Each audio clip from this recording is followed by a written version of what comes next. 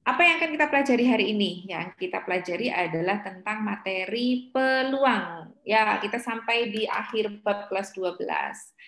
Oke, saya akan mulai share screen-nya. Wait, ternyata belum ada di daftar saya.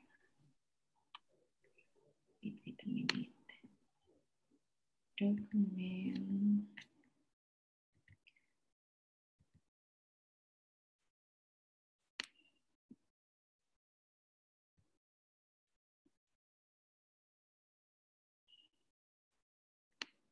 Itu dulu ya.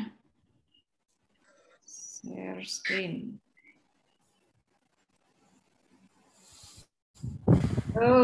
Langsung project. Nah, jadi ini kita udah sampai di akhir bab kelas 12 yaitu tentang peluang kejadian.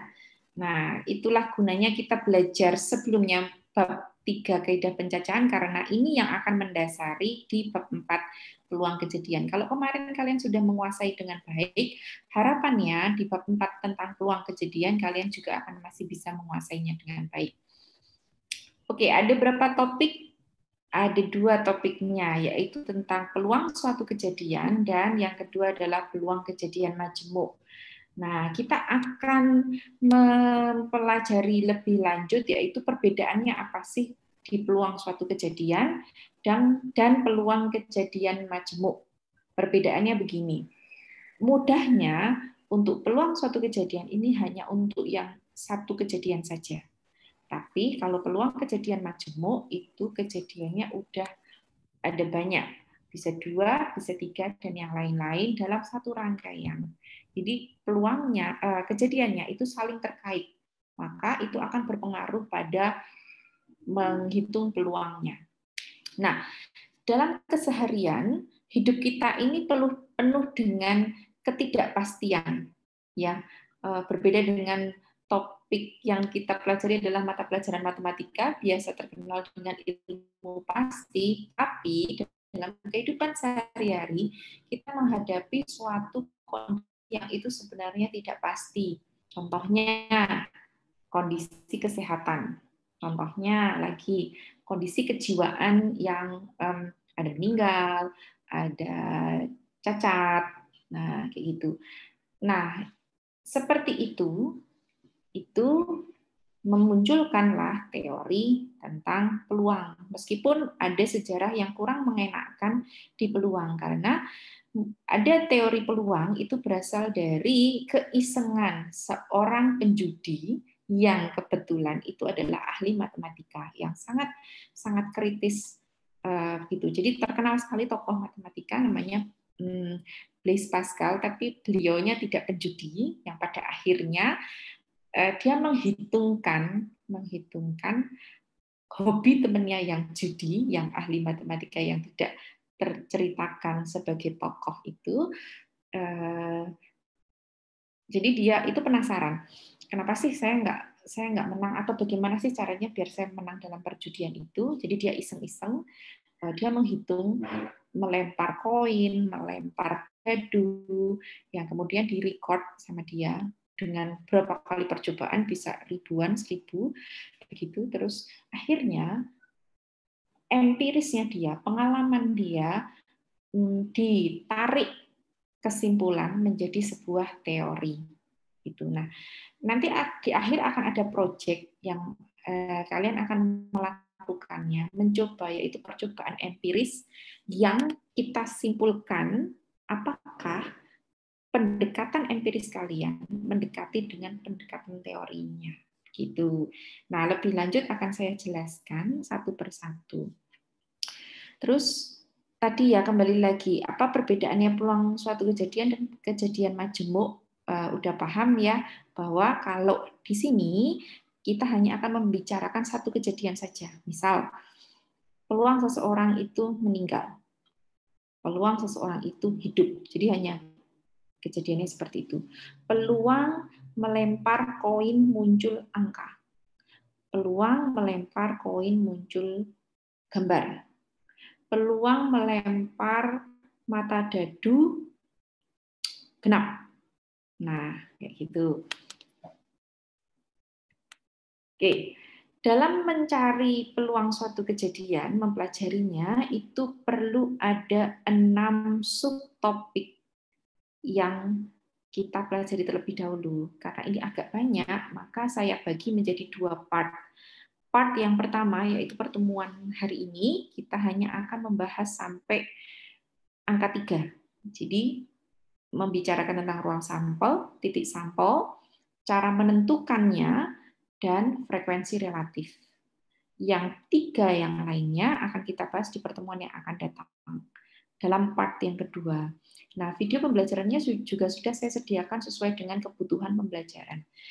Cuman sayangnya meeting kita cuma tinggal 3 kali pertemuan lagi, sehingga perlu kalian belajar mandiri juga, tidak mengandalkan hanya dari video pembelajaran Miss Winda atau pertemuan Zoom meeting kita, tapi kalian bisa googling, buka buku yang ada sudah dibagikan, yaitu buku siswa, begitu.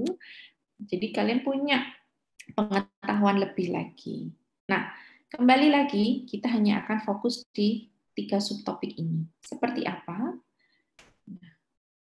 Oke. Membicarakan masalah peluang pasti tidak jauh dengan suatu percobaan yang dilakukan dan kejadiannya yang terjadi seperti apa. Nah, apabila kita mendaftarkan hasil yang mungkin terjadi dalam suatu percobaan, maka itu disebut sebagai ruang sampel.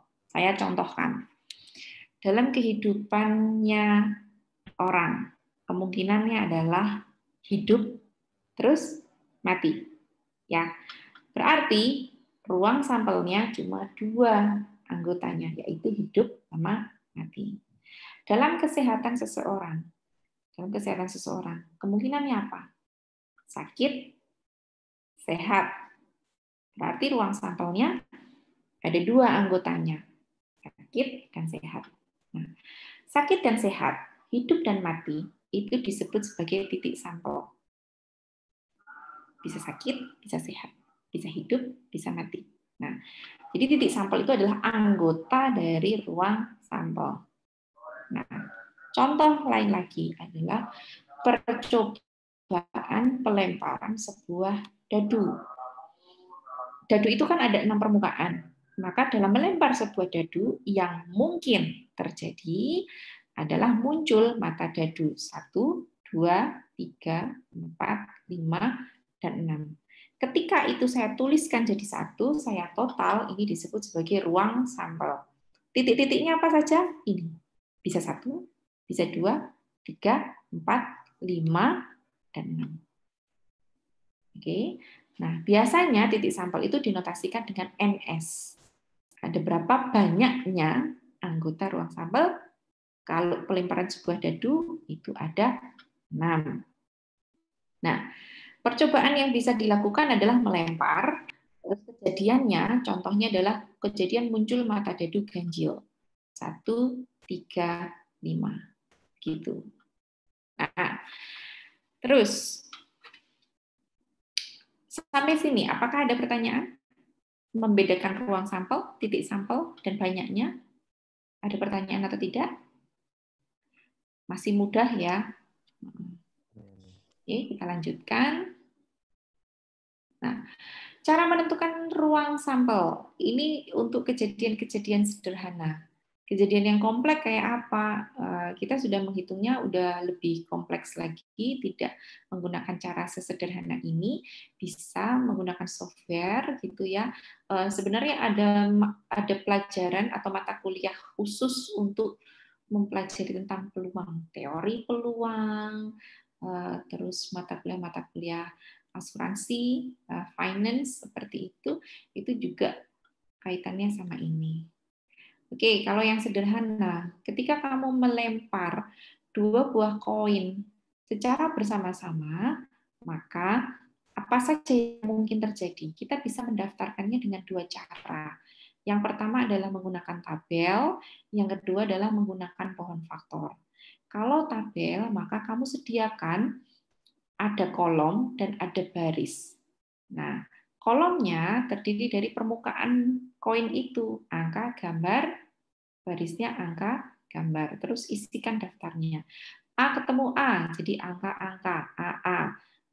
A ketemu G, jadi AG atau GA ya. G ketemu G, GG. Nah, sehingga ruang sampelnya AA, AG, GA, GG. Dengan cara yang lain, menggunakan pohon faktor. Nah, enak lagi. Jadi setiap permukaan itu satu titik. Karena koin sudah ada 2 permukaan, maka ada titik A, titik G. Nah, yang kita lempar itu kan 2 koin. Masing-masing titik ini bercabang lagi. Bercabang, ada rantingnya A, G, A, G. Sehingga kita akan punya list ruang sampel, yaitu dari cabang yang ini menghasilkan AA, AG, GA, GG. Nah, kita daftarkan itu semua. Sama enggak dengan yang di tabel dan yang di pohon faktor caranya?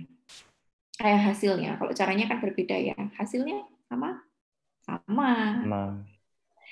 Oke, sekarang berpikir lebih lanjut, berpikir secara kritis.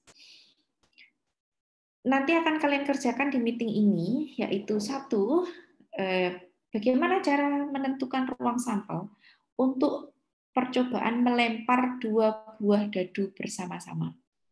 Silahkan boleh pilih mau pakai tabel atau mau pakai pohon faktor. Nah, terus di list seperti ini. S sama dengan atau ruang sampelnya apa aja.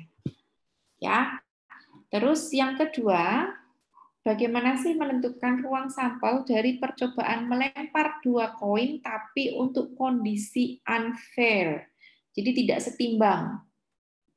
Apabila permukaan angka ternyata 2 kali lebih banyak dibandingkan permukaan gambar.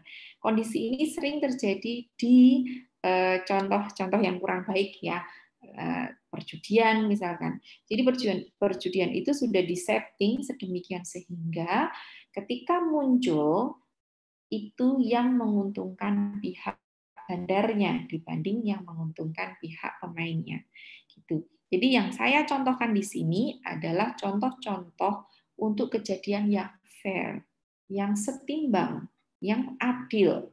Jadi angka dan gambar akan muncul sama banyaknya.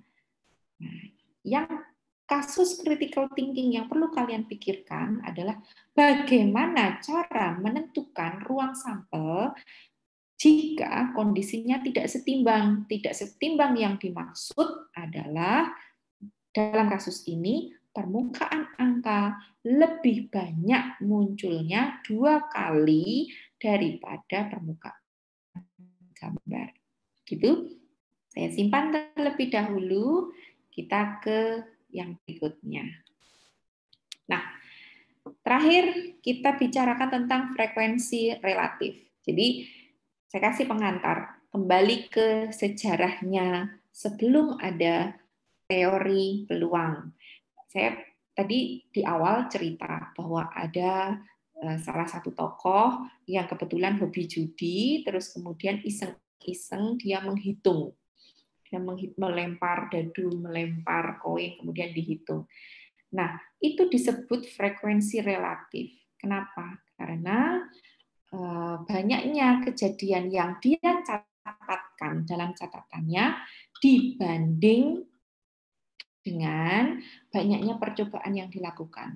Nah, percobaan yang dilakukan misalkan melempar 100 kali, maka kamu perlu mencatat banyaknya kejadian yang dimaksud. Misalkan saya fokusnya di kejadian melempar koin muncul angka, maka akan saya catat yang muncul angka itu berapa kali dari 100 percobaan saya. Ketika saya membuat perbandingan ini, maka disebut sebagai frekuensi relatif. Ya.